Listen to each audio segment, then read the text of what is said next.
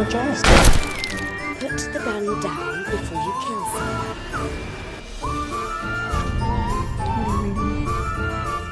Teenage Girl's Diary.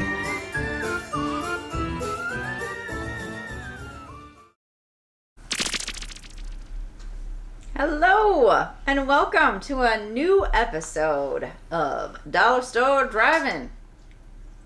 I'm your host, Laura. I'm Joel. And we're the Newlydeads.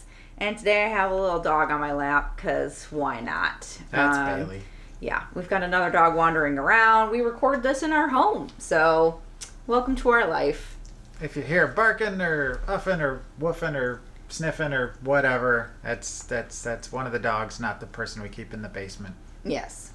And if you're new to our show, this is a little chat show about a half an hour long about a movie that we purchase that's less than $5. Typically, we get it at the dollar store. Yep. So, thank you, Dollar Tree. Yeah. We like to do a little bit of a review. There might be a little bit of a spoiler or two in here, so we try to keep it kind of vague, talking more about just kind of what's happening and the ridiculousness that is sometimes in the movie. Yeah. This one's 2019, so most of these have been fairly recent. It's another ITN production this week, so we seem to have, that's the thing, Dollar Tree has some sort of arrangement with them, which, Dollar Tree, if you'd like to sponsor us, We get a lot of movies from you. My wife's pretty. My husband's adorable. And we have cute dogs. We do have cute dogs. Dog. Dog. So what's the movie we're watching this week? We watched, which is a little confusing, A Haunting in Texas, a.k.a. Silhouette. Or is it Silhouette, a.k.a. A Haunting in Texas? I think that's probably the more likely. Yeah, according to the trailer, according to the Internet Movie Database, according to everything except that CD art right there, that DVD art, not CD, sorry, I don't know what year it is. It's a silhouette. Yeah. And every time I see that, all I think is I see a little silhouette of a film. It's got a ghost. Does it really though? No, not.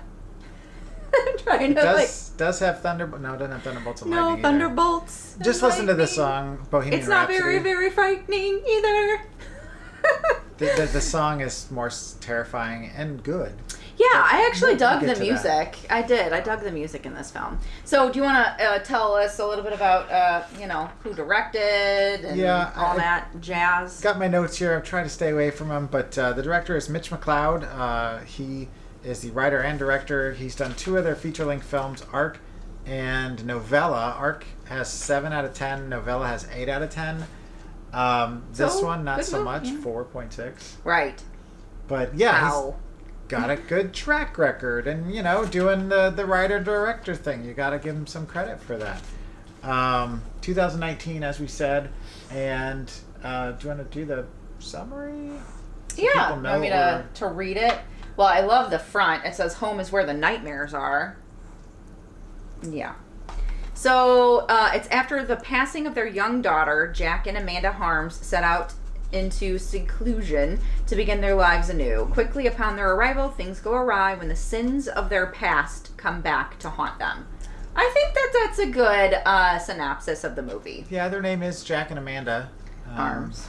Their daughter, Sarah, is the one that did passed away, and we won't give any, details. And they do have some sins of the past. There definitely are some sins. They're not saying anything about their actual being a haunting. Like, it just says this, their sins are coming back to haunt them. Which, the title Silhouette definitely is a bit more appropriate. And when you look at the box cover, there's a little girl and the girl in the window, and it looks kind of like it's going to be a little spoopy. But the actual ghost part, you get like a couple of walk-bys, a couple of creepy, melty eyeball, shaky camera, faces, like lots of shaky cam. You get one pulling by the feet into the closet bit, which you'll see in the trailer here that we'll show you in just a few minutes. But other than that, it's mostly just talky, screamy, talky, lots of screamies. You know, the movie starts off promising. Like, it starts off like you're seeing involved. I was like, let's go. You're seeing the chick, and she's like bloody, and you know, and you're thinking, oh, okay, all right, this is gonna start off, but what's that got to do with ghosts, right?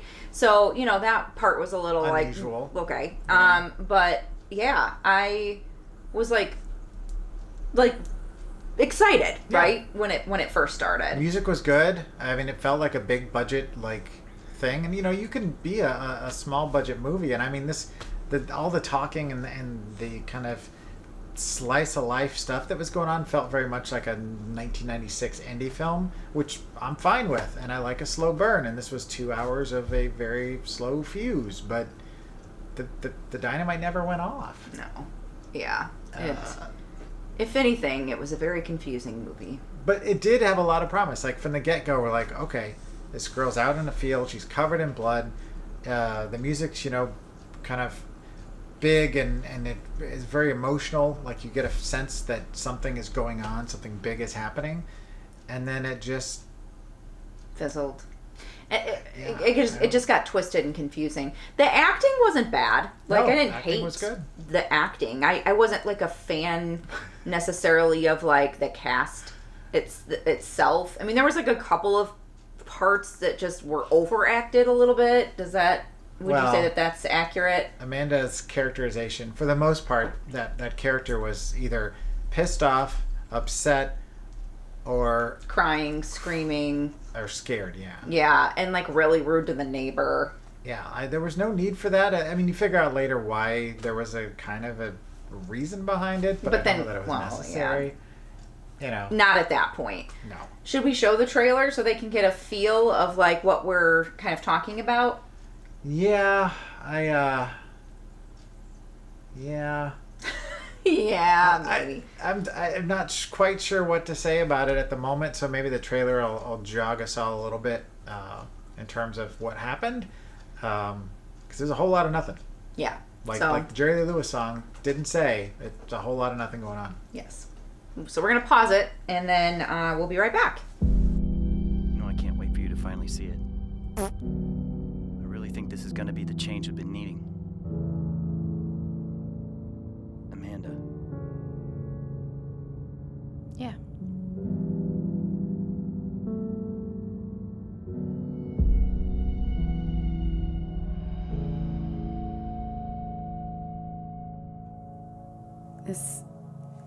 This all belonged to someone else.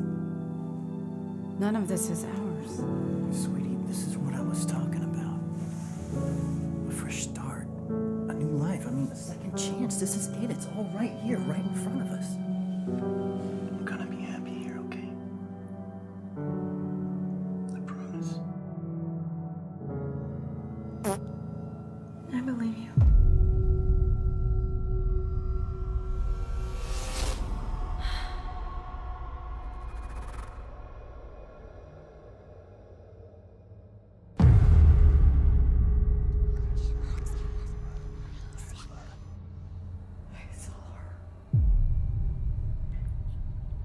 You saw who? I saw Sarah. Sarah is dead. You don't think I knew that?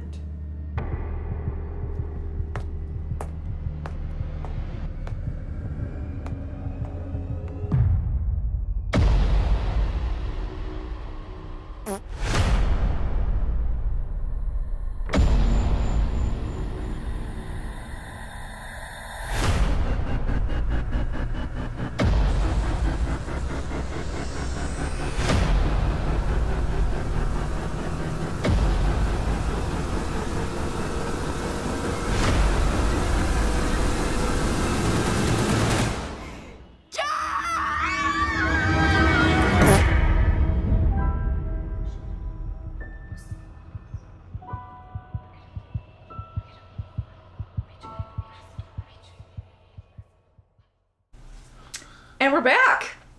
Even the trailer is a slow burn. Yeah, full of dark scenes that you can't really see what's going on. You definitely have to watch this with the lights off. We did not watch it with the lights off because we had things going on. But I was literally squinting the entire time trying to see the screen.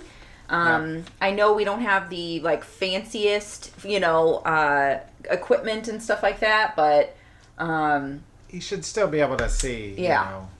And the ADR, the Foley, the sound, everything was just like a big like. It was like somebody sat on the mixer and didn't ever fix it. I don't know. There's a lot of issues, and it just blows my mind because the other films by this same director are so highly praised and seem to be like these very well done pieces of cinema, which I've not seen. And again, I love a good slow burn. Like I will watch a movie where there is literally zero that happens for the entire film, and it'll be one of my favorite things of all time. But I just, you gotta have something to be watching for, and when your sex scenes are boring, even the sex scenes were kind of just like, it was so dark. It was like, I mean, even that you couldn't even tell if that's what was actually happening, or if they were fighting, or if they were killing somebody. It was that dark, and even Bailey agrees. Yeah. But we both had some definite thoughts on it. I did feel like they kind of were trying to go for like a meditation on kind of loneliness and loss, because the whole thing about them losing their kid, which was sad, and the fact that they're haunted by it both literally and metaphorically. Were they literally? That's the thing, though. I don't think they were literally haunted. I think she was haunted and tormented, and I think that she had some major like mental health issues. Yeah, there was something else, something more that going on there. She was the only one seeing things, and she was the only one that was like experiencing all of the strife. He didn't even seem to be like that upset about the fact that they lost their kid. Yeah, he was more interested in banging the neighbor. Yeah, which was stupid. Like, I don't even know why they threw that in there. Yeah, it was weird. Yeah, he's like, the interaction, that whole scene was like the weirdest interaction I've ever seen between a neighbor and like. You mean I have to explain the basket scene? Yes, I have to explain. So the neighbor brings them a basket of goodies, like any good neighbor would do. Like, hey neighbor, welcome to the neighborhood, right? She's supposed to be way younger, I think, than like what she actually is, because the wife just stood there, like looking at her like with this scowl on her face. Yeah, like, who are you? And she's like, oh, I'm your next door neighbor. Here's a basket of goodies. And she's just like kind of standing there. Meanwhile, Jack takes the basket and he's like, let's go see what's inside. Well, he goes to the kitchen. She's like just still like scowling before he even comes up. So like she's scowling at her and like not being very neighborly and being very kind. And then, he like shows up. He's like, who's this?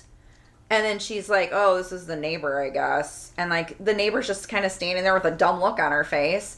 They're all just kind of standing there dumbly looking at each other. And then he goes, well, I'm going to take your basket. And he goes into the kitchen and he's like, honey, there's wine. Oh, this is great. And there's cheese to go with the wine. This is great. And then the neighbor's like, like, giggling outside. Like, supposedly, because, like, once he goes away, the wife is like, he's gonna make you feel like you're special, but you're just not. His type. You're just his type, but don't let him fool you. And like, you literally just showed up with like some goodies and said, "Hi, neighbor, welcome to the neighborhood." She should have just turned around and said, "Have a nice day. Well, like maybe we'll have dinner sometime." Oh, he did invite her over for dinner. They did invite her, but she never came over. No, because they were too busy. They went to the bar and then they started dancing, and he didn't leave room for Jesus. Like they just were like the neighbor. The neighbor, right? Not the wife and the neighbor, or the wife and the husband. It was so dumb, that whole interaction. I was just like, that didn't even need to, like, it was way over dramatic. That's the part where I was like saying, like, I felt like it was like overacted.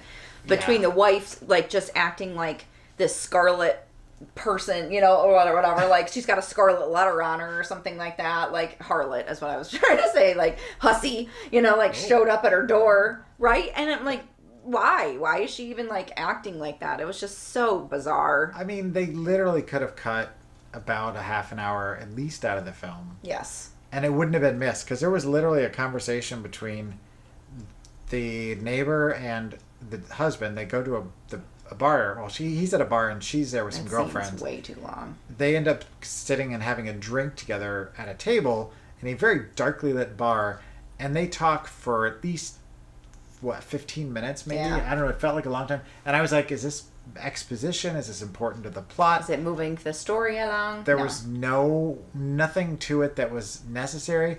And I gotta say, whoever was doing the sound design at the bar, if you've ever been to a bar where there's pool tables, even if it's a pool the table Foley bar, stuff. Yeah.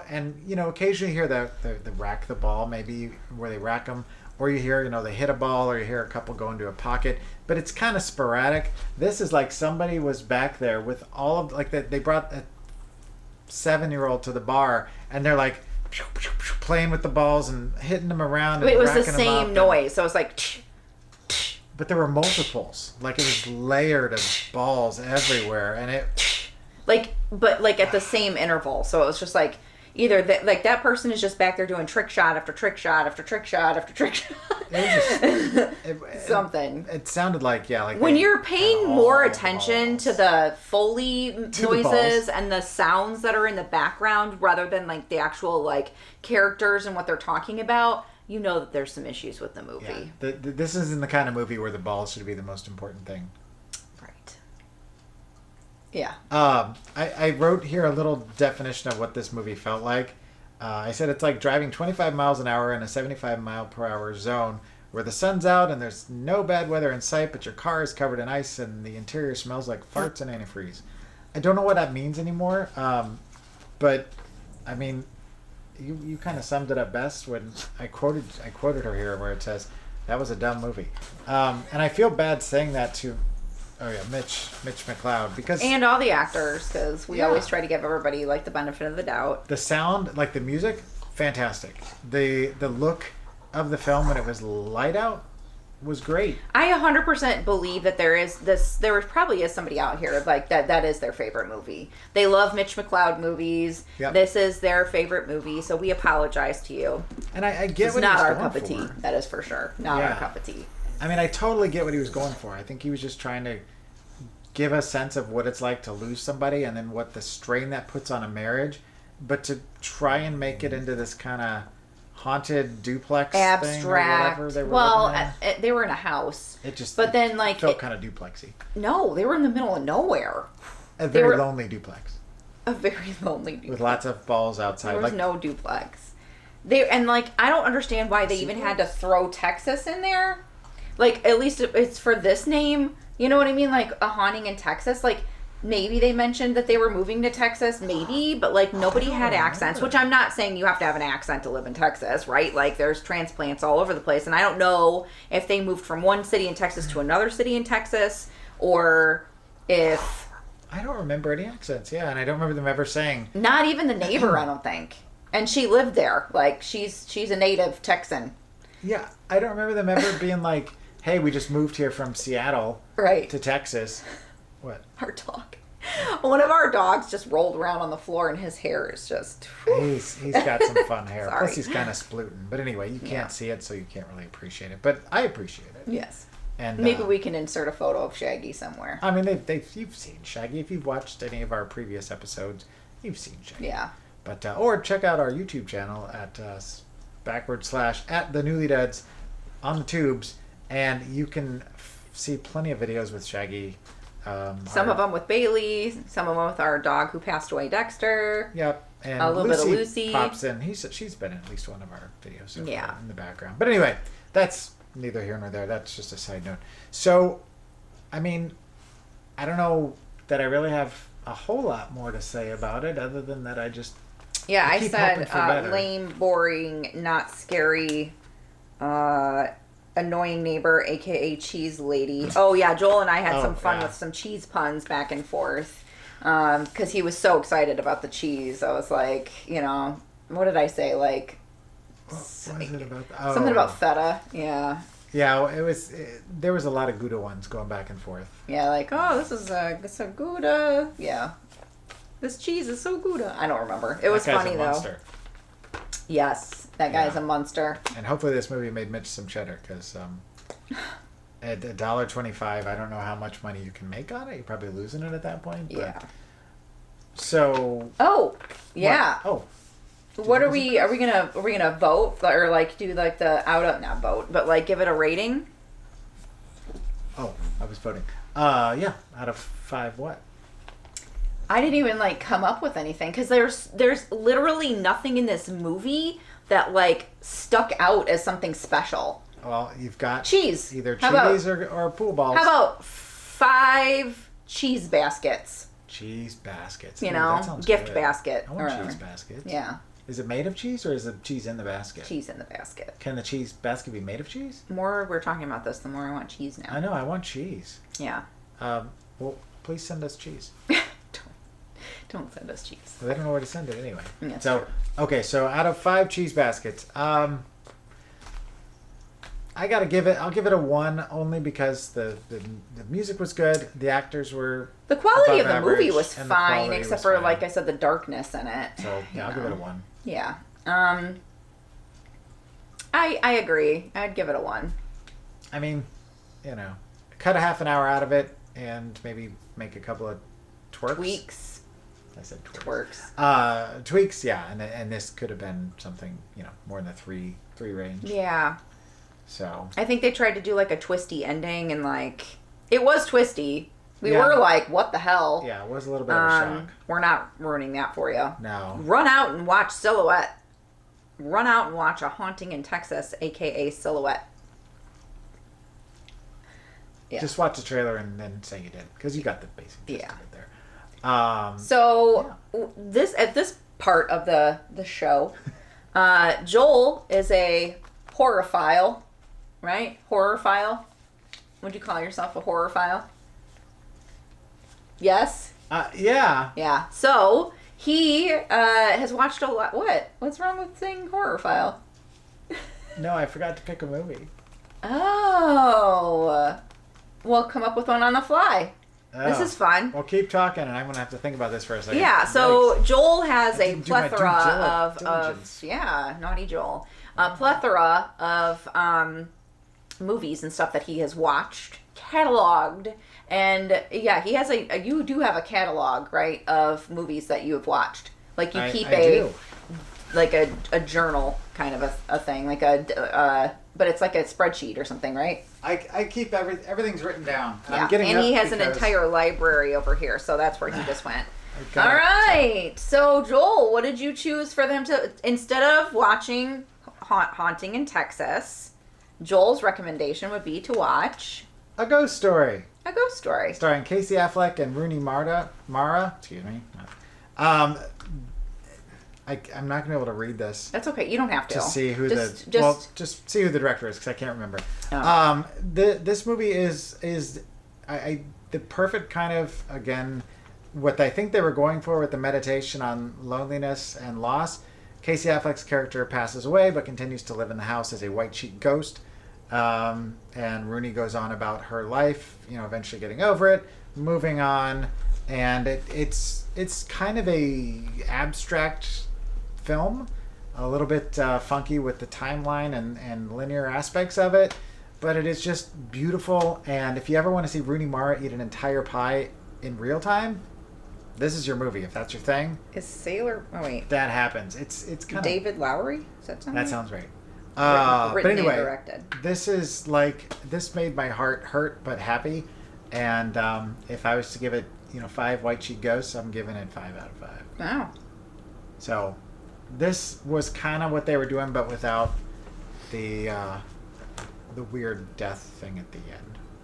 So the other thing we also do at this point is we should probably talk about what we're going to watch next week. Yes. So we always randomize our choices. We ask our lovely friend Google to pick something out, and then we roll a dice, and out of all the movies we have, we end up with an answer. So for next week, our winner was... Mary. I'm excited about I'm Mary. trying to see if you can see it. It's Gary Oldman, right? Yep, Gary Yeah. Oldman and Emily Mortimer. It's about it kind of looks like it's like a haunted boat. Oh yeah, can I see it? Yeah. It And is that still going? Yeah. It's hard to tell. When you're at a distance, sometimes I get nervous. I'm like, is it stopped recording? If there's a red light on the front, do you see where there's a red light? I did. And then I was like, I shouldn't have said anything. See, we're real folks here, and this is our We real are life. real folks. We're All real right. folks. Well, maybe should I read it real quick? Here, you can So go it's ahead. from the writer of The Shallows. Evil lies just beneath the surface. It looks like a boat on fire. You want me to read it? So David is struggling as a struggling blue-collar captain looking to make a better life for his family. Strangely drawn into an abandoned ship that is up for auction, David impulsively buys the boat, believing that it will be his family's never ticket to happiness and prosperity. But soon after they embark on their maiden journey, strange and frightening events begin to terrorize David and his family, causing them to turn on one another and doubt their own sanity. With tensions high, the ship drifts off course, and it becomes horrifyingly clear that they are being lured to an even greater evil out to sea. So it sounds kind of like a ghost ship story, but without the big metal wire severing everybody at the midpoint. I love that part. Incidentally, the movie was garbage. But No! The beginning of the film. I disagree. is- I love that movie, and I don't care what anyone says. Ghost Ship, it was a fun, stupid movie, but I love I have it. a lot of fun, stupid movies in my repertoire. Of things I that love that movie. so. I can just throw that movie on and be like, One of the reasons I fell in love with her was when we first met. I said, "So, what's one of your favorite horror movies?" And she had to think about it for a minute. And she goes, "Sleepaway Camp." I was like, "Yep, you're a keeper." yeah, that's a good movie. But anyway, yeah. So this will be our movie for next week. I'm hoping for something good. You know, at some I point like we're the gonna get actors in something it. Good. Exactly. Yeah. I mean, if anything, who doesn't want to watch Gary Oldman for, an hour and a half And a or haunted whatever? boat. I think it's Haunted Boat. Yeah. I don't know if And the boat's I haunted. forget the chick's name. Do you? Emily Mortimer. Oh, Emily Warner. Yeah. I like her too. She's a good Most actress. of you know her as she was on Friends, and I forgot her name all of a sudden. Yes, Emily. Oh, yeah, she was. That's why I'm forgetting it. 'Cause It she was went by her Ross's actual name. soon-to-be wife, right? Yep. Yeah. And he says Rachel's name, and wow, we're getting into a weird cross section of things that we watch. Anyway, so Yes. if they would like to find more of this or other things, where would They can go? find us on TikTok, Facebook, Instagram, YouTube, Spoonflower if you want to buy some spooky materials. And we're also going to be at the Castle Chaos Convention, Multicon. Yes, it's at the end of April. It's in Oregon, Illinois. Yep, at Yes. the Stronghold Castle. Yes. So make the trip to the Stronghold Castle and come visit us in person. There's going to be hundreds of vendors, bands, Lots of things to do, wrestling, comedians. and It's a multi-convention, so also you can find us at thenewlydeads.com yes, To- for all of your spooper market needs. for all the things Newlydeads and Newlydeads Yes. adjacent. We're That's also where you can find talking it. about maybe adding some guest people on there, like for designs. Like my brother was thinking about doing a guest design. So if you're interested in that, you can always contact us too at contact@thenewlydeads. All this will be on the screen, and if you have .com. questions, just find us on Facebook. Yes, and Bailey says goodbye. Shaggy is over there. You can see him He's of. kind of saying goodbye, and Moosey's sound asleep, so she's already said goodbye. And from the Newlydeads, Oh yeah, keep it cheap and creepy. bye.